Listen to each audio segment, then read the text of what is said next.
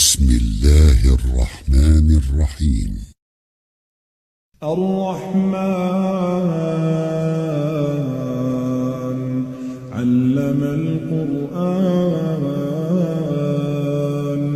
خلق الإنسان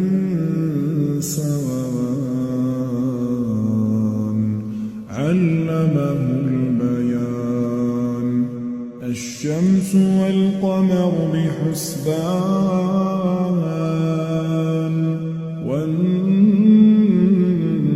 والنجم والشجر يسجدان والسماء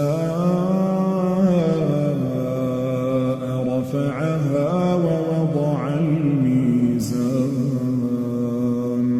ألا تطغوا في الميزان وأقيموا الوزن بالقسط ولا تخسروا الميزان والأرض وضعها للأنام فيها فاكهة والنخل ذات الأكمام والحب ذو العصف والريحان فبأي آلاء ربكما تكذبان